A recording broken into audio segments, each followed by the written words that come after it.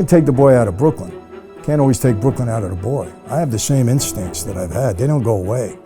You know, sometimes I want to deal with things the wrong way, but I catch myself, you know, as much as I can. People, they somehow want to be something that you know they don't want to be. Exactly.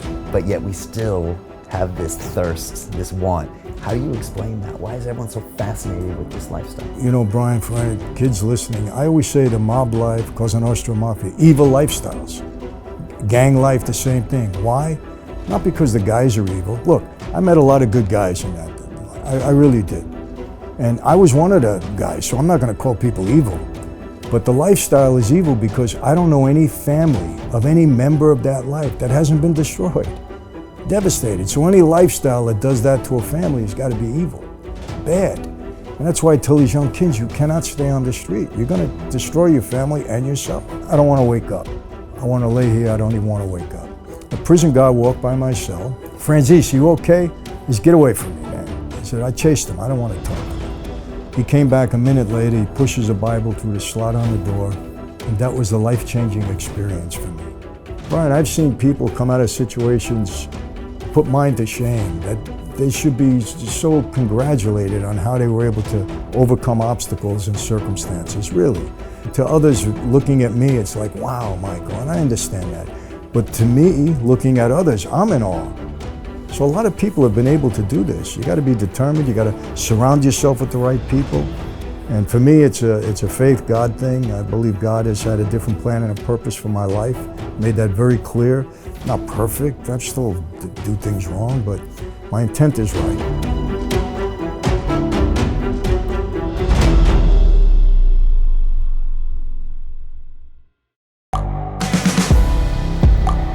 The world is changing. Inspiration is everywhere.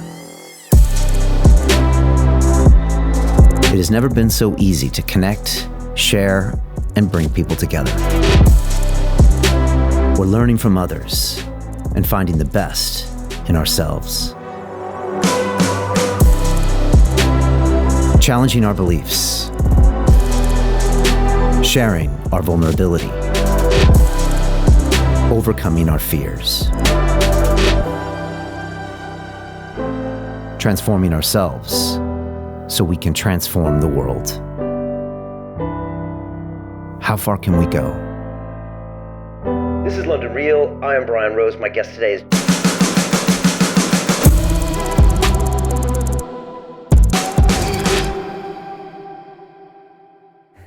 This is London Real. I am Brian Rose. My guest today is Michael Franzis, the former American Mafia boss turned motivational speaker, broadcaster, and author. You were a captain in the feared Colombo crime family and became known as one of the most notorious mob figures in New York City in the 1980s. At the height of your powers, the feds claimed you were generating close to $1 billion a year in your gas tax scheme, which made you the second highest earning mobster of all time, right behind Al Capone. Fortune magazine named you as one of the 50 most wealthy and powerful mafia bosses, and more remarkably, you are the only high-ranking official of a major crime family to ever walk away from the life and live to tell the tale. You served 6 years in federal prison, with 3 of those in solitary confinement, before discovering Christianity and beginning a journey of redemption. Today, you tour the world educating young people on the dangers of living a life of crime, while also serving as a motivational force and business mentor to companies and individuals looking to take advantage of your incredible life experience. Michael, welcome back to London Real. Good to be here, Brian. Good to be back. Is this a sit-down? Is this what we might consider a sit-down? This is a sit-down, yes. It's a little less formal, but it's still a sit-down. And you had once said, I think, on your programs that back in the Mafia life, it was all full of sit-downs, right? Everything was a sit-down, Brian. Sometimes, most of the time, very serious, business deal, maybe somebody's life at stake. But then, hey, where are we going to eat tonight? Let's sit down and figure it out. Everything was a sit-down. So when you hear that word sit-down, does part of you think, uh-oh, or was this just something that you regularly did and it could range the gamut? Because I was so active, and I had a lot of guys around me who's getting in trouble here, there, you're always sitting down. I mean, it was part of my normal day, sitting down over something, whether it be business dispute, a guy got himself in trouble, a new territory that we wanted to take. It was just all the time. And what are the key components of a sit down? I mean, I guess literally you don't want someone to be listening to you. I guess you want the privacy, but what are some of the things you think about when you do a proper sit down? Well, they're structured, and you have one guy making the decision. Let's say it's really a high-end sit down where the boss is involved. You got two captains, you got the boss. The rules are, you can never be disrespectful. You can't, for instance, you're a made guy, I'm a made guy. We're disputing something. You're lying through your teeth. Lying. I know you're lying. I can't call you a liar. If I call you a liar, I lose the argument, even if I'm 100% right. So you got to be respectful. Can't raise your voice and get up and get all animated. You're not allowed to do any of that. The decision at the end of the day is final. Win, lose, or draw, that's it. Whatever the boss decides at the end, it's final. And you go on with your life. So, they could be very serious too, Brian, trust me. And the thing is, the old timers were very cagey. And they tried to get you to make a mistake during a sit down, which would immediate failure. You immediately lose. So you had to be very adept coming in. You had to know who your opponent was. You had to understand their mentality. You couldn't let them lure you into making a mistake where the boss would have said, hey, you don't do that here, you lose. So they were very technical, very technical. How do you learn the art of the sit down then? Because that's part politics, like part journalism. Sounds like some of the interviews I've had when I was running to be mayor. Like they're trying to trip you up. You say the wrong one thing, that's the thing that'll kill you. Like how do you learn how to negotiate that? A lot of it is experience. You make mistakes in the beginning, but I was fortunate. I had my dad who schooled me well and, who taught me basically how to conduct myself in these things. And one thing, Brian, the major thing my dad taught me that has worked for me my entire life, and in a serious way, I'll get into it, is be a good listener. Don't run your mouth. Don't be the first to, present you. Just be a good listener. Let the other guy make a mistake. Think, hard. Be prepared going in. And for me, I became a major target of law enforcement. Major target. They never got me on tape saying anything wrong. Never. There was one undercover operation they had me on. They had 83 tape recordings on me. It was this whole thing with Don King and Al Sharpton. They couldn't use one of them because I never made a mistake on the tape because I was always listening. I was careful how I spoke. And I credit my father and listening to him. Okay, I understand it, Dad. So you got to be careful who you talk to. Same thing in a sit down. Let the guy present himself. I always say this too. You go into a meeting, sometimes you're the smartest guy in the room, but you don't want anybody to know it. Let them think you're a dummy. You don't know anything. And they're yapping away, right? It's a big advantage. There's other times when you're not the smartest guy in the room. But if you keep your mouth shut, nobody knows that. They don't know it. So you let them talk, commit themselves. By the time they're finished, then you can become the smartest guy in the room because they told you everything, So just different techniques that in the mob life, very important if you're going to climb the ladder and be a success. And really in a legitimate world, same experience I've found. And should you always assume you're being recorded and conduct yourselves accordingly? Yes. Yeah. My dad used to tell me the telephone is a cop. Just look at when you're talking on the phone, you're talking to a cop. You know how it is in life when certain things just stick in your head, little things, but they're so important. So I've always been that way. I wanted to talk about fathers today. Mm-hmm. And I was thinking about my own father, who's turning 80 years old this year. Mm-hmm. And I actually put him on camera a few years ago and put him in one of my films. And I asked him some hard questions, Michael, about the divorce when I was 7 years old and, the way my childhood was. And what I found is when I listened to him, I judged him less and I understood him more as a man who was making decisions the best he could at the time. Sure. And who was a product of his father, who was in the Dust Bowl and had to literally make something from nothing. And I'm wondering, when you think of your dad, who was born in 1917 in Sicily, and who by definition became a major part of your life, whether you wanted to be him or didn't want to be him.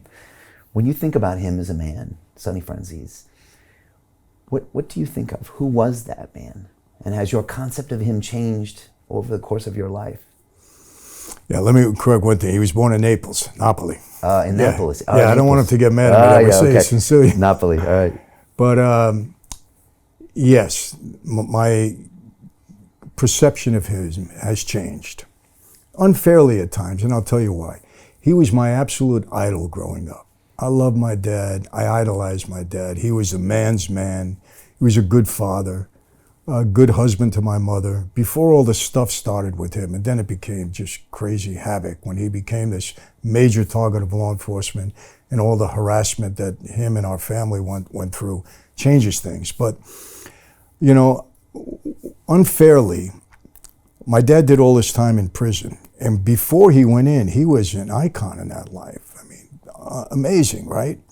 When he came out, it wasn't the same.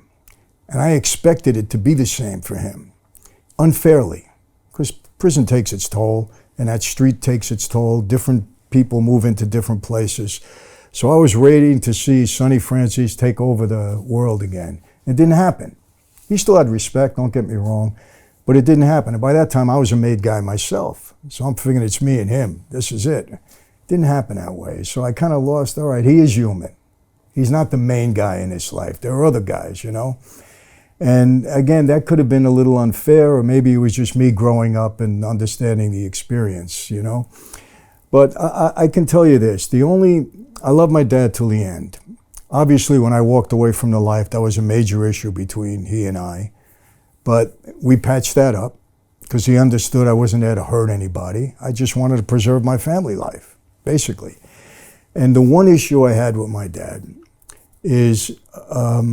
Again, he was the underboss. He was the underboss of the Colombo family. Yeah. And so it doesn't get much bigger when it comes to his profile No. and how big he was and iconic in even the early days of the establishment of the dominance of the Mafia. I mean, he was a key figure in that. Brian, he was the John Gotti of his time in terms of law enforcement investigation, media attention. Every day in the paper, 7, 8 different agencies trailing him all the time. He was indicted 4 times, 3 times in the state. The feds were after him. It was constant. You know, if you would have had the internet back then, forget it. It would have been every day, like Gotti, the same thing. So if he didn't go to jail, he'd have been boss of the Colombo family, no doubt, 100%, because he had that much respect on the street. He did the work required, you know, he was a guy. But unfortunately, his life was derailed that way.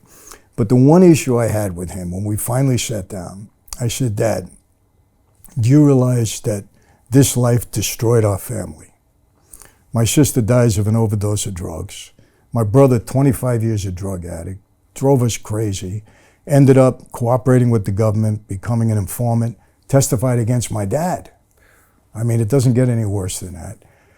My mother and father, at the end of my mom's life, I can only describe their relationship as being ugly, because she blamed him for everything that went wrong. She was 33 years without her husband. He was in jail. 33 years, and all this stuff happened, right? So I said, do you realize that you being part of this life destroyed this whole family? He said, it's not my fault. I said, what do you mean it's not your fault? He said, I was framed, which he was, 100%. I'll take that to the bank. My dad was no bank robber. That's what they accused him of. He was framed. But I said, Dad, you weren't framed because you were a doctor, a lawyer, or a priest. You're framed because you're a street guy like me. We're criminals back then. He couldn't accept it. He wouldn't take responsibility for it. And I said, that's wrong, Dad. You got to take responsibility for what happened in our family. You can't blame Mom or this and that and that. But that was the only like real sticking point with us, you know? But is that the mindset it takes to build something like your father built? Like, you have to think that what you're doing is ultimately right. Yes. And that it's the only way. And he, you know, and he was again brought in with this whole culture and these rituals and this family that where he couldn't see another way out. No, and you know what it was with him? This is another, you know, fault on my dad. His legend in that life was more important than anything. He wanted to be known as the one guy that would stand up under any circumstance, which he did.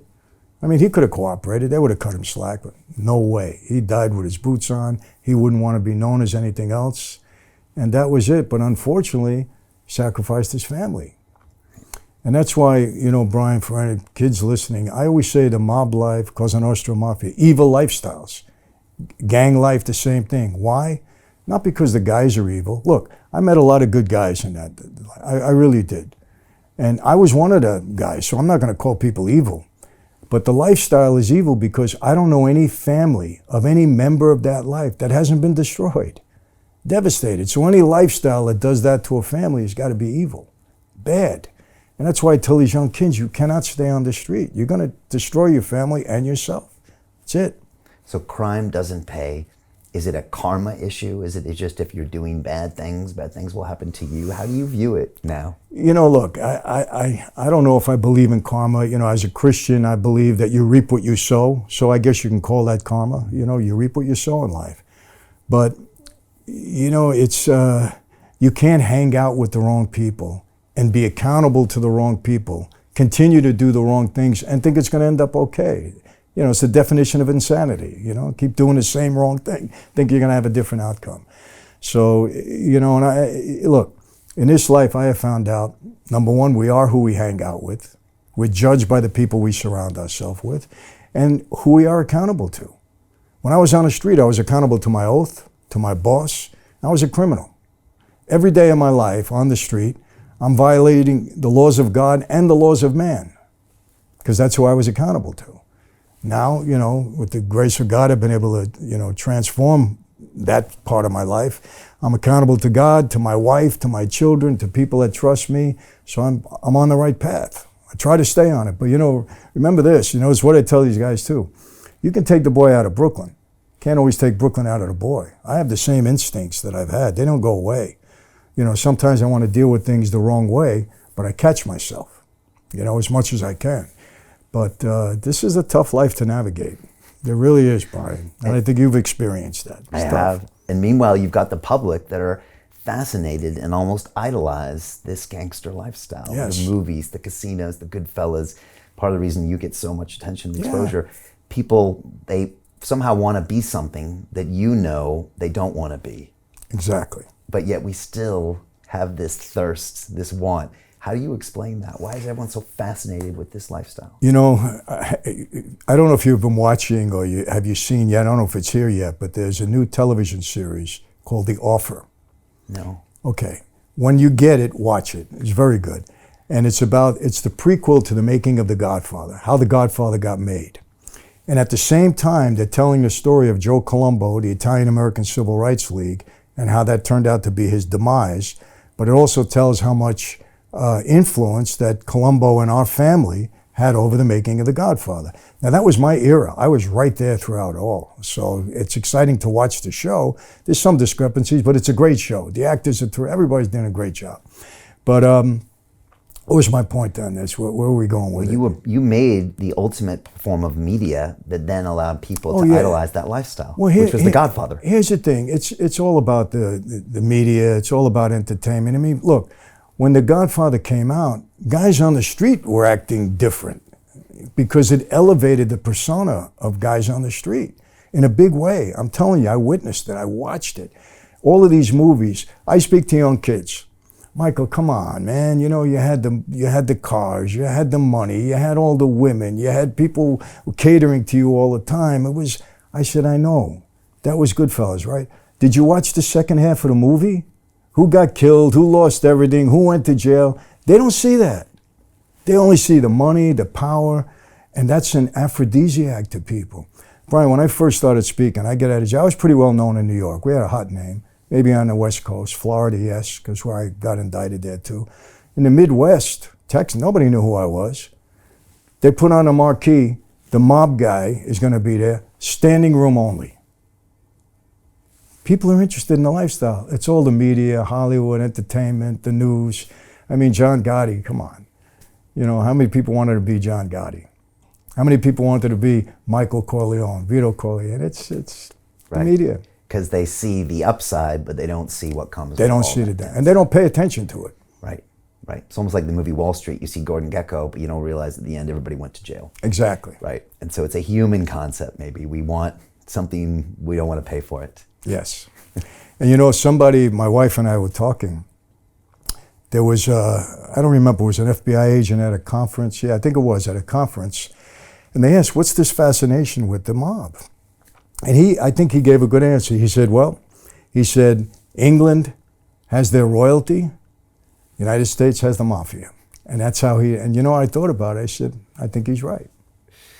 You had a real moment in your life when I think you got asked to go to a sit down, and the bosses had some real questions about the money you were making and if they were seeing a chunk of the money they were making. And I know you've talked about this sometimes, but I think it was a major turning point for you where you saw that, okay, my quote unquote family is also potentially the people that can also end my life. Yes. And that family also includes family members, you know, Yes. like your father. I was wondering if you could tell me about that moment, because I feel like that's when it got very real for you, when you had that meeting. So I don't know how we need to set that up. Maybe you were making a lot of money in the gas tax scheme. Obviously, the media of you making money was getting back to some of the bosses. What happened was there was an article in one of the publications, I think it was Long Island's Newsday, I don't remember, that said a couple of things. It said I was bringing in $2 billion, which wasn't true. This is in the 80s. It was in the 80s. Before people were even using the word billion. Yes, Right, okay. $2 billion. And they said that I was getting powerful enough to break away from the Colombos and start my own family. It was like a fantasy movie. There's no reality to it whatsoever. Just reporter made it up, right? Who knows who he's talking to on the street. So now it gets into people's heads. I'm telling you, Brian, because you know that life is treacherous. My dad was home on parole, big name. This guy now has got a big crew. He's got the Russians, with him. I had a big crew. They start getting into their head because anytime there's a problem, families don't go to war with each other. It's always an internal war over power. Who's going to be the boss? Who's taking over the family? So, and we had a lot of those situations in the Colombos. So now they call me in, and I say, one of the horrors of that life, you make a mistake, your best friend walks you into a room, you don't walk out again. And unfortunately, in my 20 years on the street, obviously I've experienced that. So now my dad calls me. If you want me to tell you how it's set up, my dad calls me, he was home, he said, hey, the boss wants to see us. I said, okay, what time you want me to pick you up? Because my dad was on parole. He wasn't allowed to be around anybody but me. I had no record at that time. I'd take him everywhere, right? He said, well, Mike, they want to do this differently. They want me to come in first. They want you to come in second. I said, why? We were both captains at that point. I said, no, Dad, there's talk on the street. And I said, we ain't going to do that. We're going to go together. No, we got an order. We got to obey the order. This is my dad, right? We argued about it. The first time I ever really had an argument with him, right? In the early 80s.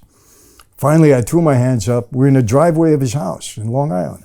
I said, Dad, I've been listening to you all my life. I don't like this, but I'm going to listen to you again. So he leaves, or I leave rather. Later that night, another captain, Jimmy Angelina, calls me. He says, Mike, meet me on such and such a place in Brooklyn.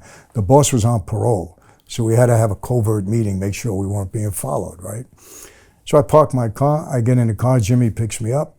There's a guy sitting behind me. It's a little bit recognized, right? A lot of guys around. And we're driving to the house where this was going to take place. It had to be covert. And Jimmy's not telling me anything. I knew Jimmy my whole life. We're both captains. He's not saying anything, right? I'm waiting for him to tell me what's going to happen. He starts talking to me about the Yankees. I'm a diehard Yankee fan. I want to hear about the Yankees that night. We get to the place. It was midnight. It was late at night in August, summer night. Parks the car. I get out of the car. It was about a 30-yard walk from where we were to the car down to the basement apartment. And I'm saying, Jimmy walks behind me. I'm assuming the other guy behind him. I'm getting nervous. I'm saying, this is a bad setup. I'm saying, what the heck's going on here? And Brian, I kid you not, when I relay this, I can kind of see the crickets. I can hear it. I can smell the flowers. It became so real. I'll tell you this, when you think you're going to meet your maker, your senses do become very keen. I don't know if you've ever experienced that, but I'm walking and I'm saying, this is it. I'm going to get killed here. And people have said to me, why didn't you cut and run? And it wasn't heroic. It was robotic. I said, no, this is it. This is it. But my knees are weak. My heart is beating out of my chest. When we go down those stairs, I'll never forget, and that door opened. I don't know how I didn't collapse just from, the feeling, because I knew what would happen. The guy's there, and boom, 1 second, I'm done. But obviously I'm here, you know, so they grilled me about the gas business and back and forth, and I started getting mad. Because, Brian, I'm handing in $2 million a week. It's a lot of money. And don't forget, I didn't go to them. They didn't come to me, I went to them. Now, I didn't invent the scheme, but we did it better than anybody else. There's no question about it. I had the Russians with me. We really had it down. We had it down. So, and I had a 7-8 year run with this, so I'm bringing a ton of money. I'm saying, you're questioning me? You don't have to do anything. Nobody's got to do any exposure. I'm bringing you all this money. You're upset with me? I started getting mad. But then I said, wait a second. I'm going to walk out of here. You don't get mad with the boss. You know, let me keep my cool. We finish up. They want to have a glass of wine. Everybody's hugging. Everything's great. I said, Jimmy, take me to my car. I had a long ride. I go back to Long Island. I just wanted to get out of there. So we get in the car. It's just me and Jimmy now. And I'm ready to turn to him because he's my friend and just really give him a piece of my mind. You don't warn me. You don't tell me. So he says, stop. Wait, Mike, before you say anything. He says, I got to tell you this. I said, what? He said, you handled yourself very well in there tonight. He said, this was really a problem for you. I got even more mad. I said, you knew that and you don't tell me? You're ready to walk me in a room just like that. Then he was smart. He looked at me and he said, if it was the other way around, would you have told me? He really hit me right. And I said, no. He said, oh, this is the life we lead. He said, you know it better than you grew up in it. We're driving home. We're driving to my car. I go to get out of the car, Brian. He grabs my arm. And he said, I'm going to tell you something. You're not going to want to hear this, but take it to the bank. It's true, Michael. I said, what? He said, your father was in there before you tonight. He didn't help you one bit. He hurt you.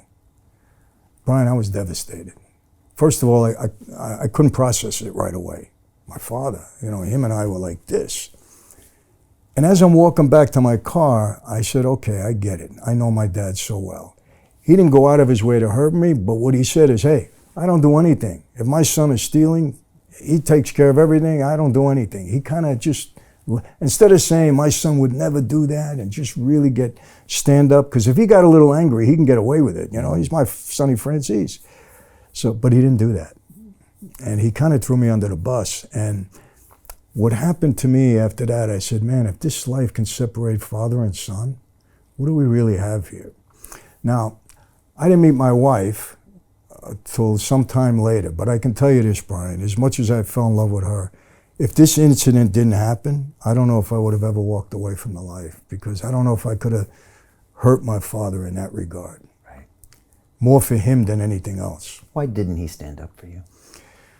There again, always being clean, never being, I don't know. I don't know what was happening, and I don't want people to get the wrong idea, but when I was coming up in that, my dad was away, I started getting a lot of respect, a lot of courtesy, and people would look at, my mother was a strange woman. I don't know if there was any jealousy there. And I hate to pin this on my parents, because I understand life and I understand what happens. I don't know if my father felt like, maybe there was too much attention on me. I don't know, Brian, and I don't want to stick that on him. I certainly would never want that. Look, my dad and I were equal in rank, but I gave him every courtesy. As far as I was concerned, he was the guy. I would never go against him, never anything, but I don't know, Brian. It bothered me. I never said anything to him. You know how he found out about it? He read it in my book. I was tortured. Should I put this in a book or shouldn't I? But it had such an impact on my life. I said, I have to. He read it. He called me. He said, I got to see you, right? I go see him. I didn't know what it was about. And let me tell you the other part. Jimmy Angelina, a few years later, they walked him into a room. He never walked out, the guy that drove me. Wow. That's that life. But he said to me, you believe this stuff? And I said, yeah, Dad, I believe it. I said, I have no reason to disbelieve. I said, and I know the way the night went. I said, but it's okay. I'm not mad. Don't worry. No. He said to me in his own way, he said, if Jimmy was alive, I'd kill him again. For telling you such a story. I don't make a joke out of it, but I know it was true. I know it was true. Right. But, you both knew it was true, even if he couldn't tell you it was He would never admit to it. My dad, he said something he taught me. He said, never admit to anything, son. Never. Never admit to anything. I said, okay. So when he taught me that, I knew that he would never admit to it no matter what. Did he once tell you that if we had just done something illegal or questionable, a minute later, we would never ever talk about Absolutely, absolutely. He said, Mike, if you and I did something, 30 seconds later you ask me about it, I'm going to say, what are you talking about? Why would we talk about it? And he's right. Think about it. What do you got to say? It's done, it's over, unless there was a problem that you know. But my dad was so cautious that way early on. We speak in the house, we go in the bathroom, he turns on the faucets, he flushes the toilet, and our heads are in the faucet. I thought he was out of his mind, you know. But he was, and you know what? He was right. They put a bug in our house when the house was being built. And there was a lot of recordings with him and my mom, mostly nonsense stuff, but he was right about that. Right. And so that night was slowly the beginning of the end for you in that life. It was that, meeting your wife, and you starting to realize that I can't be here in the long run. You're going to have to find a way out. Yeah. You know, a lot of guys were turning informant. Two guys that I knew for a long time, I found out they were working with police for over 20 years. The racketeering laws were coming in. I said, man, we're in trouble here. The RICO Act really worked. No doubt. And it broke something that looked unbreakable. The omerta, the code, the ritual that had worked for, I don't know, hundreds of years. Yes. Now they found something that almost broke that. Yes. You know, they always say it was the young guys in that life that couldn't stand up like the old guys. Not true, Brian. Not true. A lot of old timers cooperated. A lot of bosses cooperated because they didn't have the laws. Look, 30, 40 years ago, you got a 10-year sentence. You did 3 or 4 or 5 years, no big deal. You come out. You got 15 years, you're doing 6 or 7, no problem. Nobody was really flipping, becoming informants. Under the racketeering law, you're getting 100 years. No bail. Sentencing Reform Act, no parole. You can't fight this. They tell a guy, hey, you want to cooperate? If not, get comfortable in your jail cell. You're going to spend the rest of your life here. Guys don't stand up under that. It's not easy. Not easy, man. So I saw all these things happening, and me, I had a 14 agency task force that was designed just to put me away. I beat them 5 times. I said, how many times am I going to beat them? They're going to put me away. And when they do, I'm done. That's it. I'm going to spend the rest of my life in jail. So I knew it was falling apart. It was only a matter of time. This was only a matter of time. The new technology that would have broke anybody, anytime. It didn't matter your dedication, the old schoolness. It was just, the results were so dire. Like you said, you spent the rest of your life in jail. Whereas before, it was very hard to prove that you had given the order. That whole structure of the mafia is set up to protect the top, which keeps it alive. That's right. And the RICO cut right through that. Cut right through it. Right. Giuliani put all the bosses on trial. That never happened before. Not all of them, and the whole commission. And what are their sentences? 100 years. And what did they really do? It was some union scheme. It was, I don't want to say it was no big deal. I don't want to get people, but I mean, they're not killing people and bringing drugs. It was a union scheme that was shaking down people for money. You get 100 years for that? Right. Oh. And I want to get to what happened with you and the plea and the time, but if we just look at the mafia as a kind of a piece of human technology that evolved over time, probably to combat the power structures that were happening maybe in parts of Italy at the time. Talk to me about that structure, because it's based on secrecy, omerta, these rituals, these made men that now are untouchables. Have you ever thought about that as a piece of kind of human technology that allows people to regain power in maybe a society that was previously controlled by armies or wealth? I mean, is that kind of what the mafia is? And it worked for a long time until the RICO came. Yes, what worked for us, I always say this, Cosa Nostra in America was made powerful by the government during the years of Prohibition. Because listen, any organization without money doesn't survive. It doesn't get to be what it is. During Prohibition, hundreds of millions of dollars were obtained by the mob. And that's where they started to get big. That was it. But once that happened, and then Luciano came in and created the structure the way we know it now, the commission the way we know it now, that worked because, number one, you had the code of omerta. What omerta means, people don't understand what it means. It means silence. You're never supposed to even admit that the organization exists. Doesn't exist, never talk about it, that's it. It doesn't mean, when you take the oath, it doesn't say, okay, I'm going to go out and kill 10 people, I'm going to do this, I'm going to rob, I'm going to steal. No, the organization doesn't even exist. And there's rules put in place to make sure you do that, right? So we existed in America for over 100 years on some very, very tough conditions. Why? Because we were organized, we had a real structure, and we had money. And we had a lot of political power. We controlled the unions. In America, you know this, Brian, you control the unions, you control the country. Why? Because you got millions of people which represent votes for a candidate. You got trust funds, pension funds, hundreds of millions of dollars that buy politicians and anything you want. So we had that. We were organized, unlike some of these other groups that are not real organized in that way. That's why we survived. And you know, I have to say this too. Frank, I'll give you examples. Frank Costello, Joe Colombo, my father, even me to extent. People wanted to be around us. They wanted to be around us. We didn't have to go chasing them. They came to us. Hey, Mike, you know, I'm going to see a show. Okay, what do you want? You want a ringside table at the Copa? You got it, no problem. That means a lot to some people. You walk into a room, they feel strong because they're with you. And a lot of guys had that way of getting around people where you just want to be part of it. And that's what it was. Not everybody was a thug on the street and carried themselves like, it wasn't that way. Frank Costello was a diplomat. They called him the prime minister. Joe Colombo was a polished guy, you know, and a lot of these guys were like that. So people wanted to be around them. It was just a way of doing good business at the end of the day. Yes. And when you hear about a lot of tales of what the neighborhoods used to be back in the day, I mean, they were places that were safe. 100%. And the mafia didn't like chaos, because chaos is bad for business. No. And then you would keep everything, and then people would want to do business with you because you could do good business. Absolutely. Maybe back in the day when that structure wasn't necessarily obvious anywhere unless you came to the mafia. And with the mafia, you knew there was rules, there was structure. Brian, you know how many guys come to me? General Electric credit, big company, Mazda Motors of America, huge insurance companies. Guy has a scheme to defraud his own company.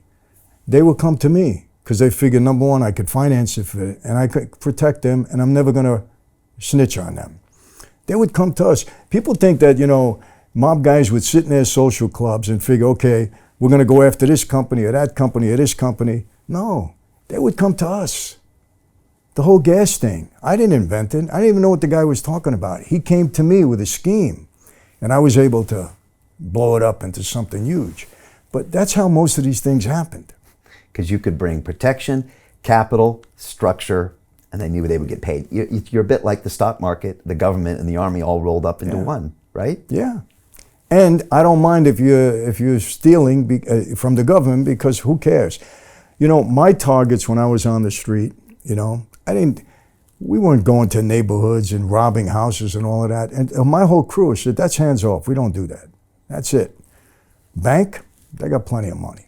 Insurance company, no problem. The government, every day, let's do it, you know? I had bigger targets like that. And a lot of guys were like that. I wasn't the only one. You know, so I don't want people to get the impression that everybody was a street thug and we were robbing houses. I mean, it happened 100%. I'm not, you know, denying that. But that kind of stuff doesn't last. You got to do things where money is coming in, where political power comes in, where you got control. If you don't have that, no structure will last. Right. It's got to be good business in the end. Otherwise, absolutely. You can't keep doing that business. Of course, you attract the law enforcement, but you fight. What else you do? You fight them, and you protect yourself as best you can. You fight cases. When you look at something like a Google today, or a Facebook today, or some of these corporations that pay billions in fines, and they have lobbyists in the government, and they're doing business in the background, do you say, wait a second, this is the same thing we were doing? Same thing. Same thing. You know, we were a criminal organization to begin with. They're not known as a criminal organization, but look, they get around and violate more laws by moneying. Lobbying is the biggest thing in the world. Come on, Brian, it's unbelievable, the favors that they pay for, the way they insulate themselves from regulations that you and me would have to abide by. You know, because look, politicians, they haven't changed. As a matter of fact, in my opinion, they're worse now than in my day. And I had people that were working with us. But I had 18 licenses, you know, to collect the tax on every gallon of gasoline. You had to be licensed. I couldn't get licensed. I got 18 licenses. I was paying for them. You know, a guy was making plenty of money with me, and he got them for me. You don't get that without political connections, but they're the same now. It hasn't changed. Right. They call them rackets, but if you look at, say, a pharmaceutical company like Purdue Pharma, I mean, what did they do? They ran kind of a racket, right? Sure. Dressed up as a business. Absolutely. And so many of that with political control, with ridiculous profit margins, violating codes of man, codes of law. Absolutely. And yet it has a different name to it. Mm-hmm. But you see so many similarities between that 100%. Mafia. Is the world a better or worse place without the Mafia the way it used to be in the 80s? The neighborhoods were a better place, no doubt about it. My neighborhood, Greenpoint, where we grew up, my father, you know, had so much influence there. You could walk down the street at 3 a.m, leave your doors unlocked, out the door. There's no crime in our neighborhood. No crime, because we didn't commit crimes in our own neighborhood. We protected. People loved us. The only thing we ran in the neighborhood was the numbers business. But people loved that. Old ladies, moms, grandmas, they're all playing the numbers, right? Because they had a shot to make a lot of money.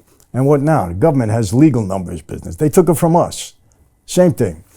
But the communities were a safer place. We didn't stand for any. I remember, look, when the Son of Sam, if you remember that whole thing in New York. Yeah, it was a serial killer that was on the loose in New York and had everybody scared. Yeah. Yes, we were after him. If we would have caught him, forget it. That would have never happened because he was into some of our neighborhoods. And we had a tip one night. We went when it went after him. We couldn't get him, but our neighborhoods were safe, no doubt about it. Now, listen, there's going to be a lot of people in law enforcement will disagree with me, but what we played the game and got in trouble for, politicians are doing it now legally. Same thing. They extort people legally. We did it illegally because we didn't have a license to do it at that time. But it's the same thing.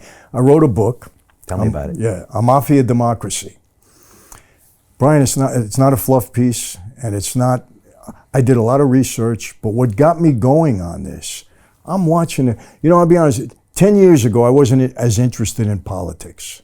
I started getting interested because I got kids, I got grandkids now. I want to see what this country is looking like. I'm watching. I'm saying, these people are worse than the mob. They're operating just like us. They have this Machiavellian ideology. And I'll tell you how it breaks down. Machiavelli, who's kind of the patron saint of the mob. You go into prison, you got to read the book, The Prince. Fascinating book. Machiavelli was a brilliant guy, fascinating book. But he had a philosophy. And what he said was this. He said he was advising his prince how to maintain control of his kingdom. And he told the prince this. He said, look, you could lie, steal, cheat, kill if you have to. Whatever you got to do to maintain power is okay. But to the outside world, you always got to look honest, upright, and have integrity. And I'm watching the government. I'm watching and I'm really starting to study. I'm saying this is the way we operated, the same way. Lobbyists. People come into Congress worth $100,000. They go out worth $7 million. They get paid $170,000 a year. How do you get that kind of money? Because they get around insider trading. I blew the lid off of them in this book. Why? It's not Republican, it's not Democrat, it's the system. And I want people to see what's going on because I love my country. And I want it to be the same for my kids and grandkids. And what I tell people is, look, this is what's going on. It's very mob-like. I made very valid comparisons. And I said, we have to stop this. You know this, Brian. You got a partner, he lies to you once, all right. Second time, okay. Third time, hey, that's enough. These politicians get up there and lie to every single day on video. One thing today, the next thing one thing to get elected, the next day they get in office, it's a whole different thing, to the detriment of the people. To continue watching the rest of the episode for free, visit our website londonreal.tv or click the link in the description below.